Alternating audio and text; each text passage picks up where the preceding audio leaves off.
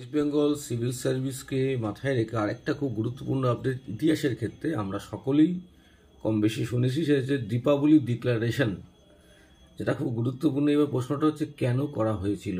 এখন তো পিএসসির trend change হয়েছে।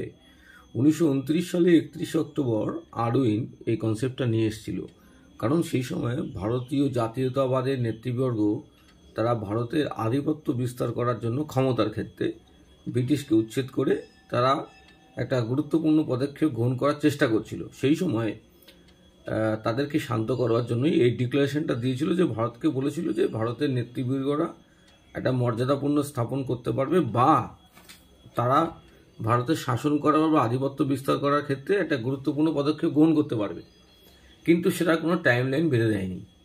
এটা একটা ডমিনিয়ন স্ট্যাটাসের কথা বলা যেতে পারে, মানে এটা ডমিনিয়ন স্ট্যাটাসের কথাই বলা হয়েছে।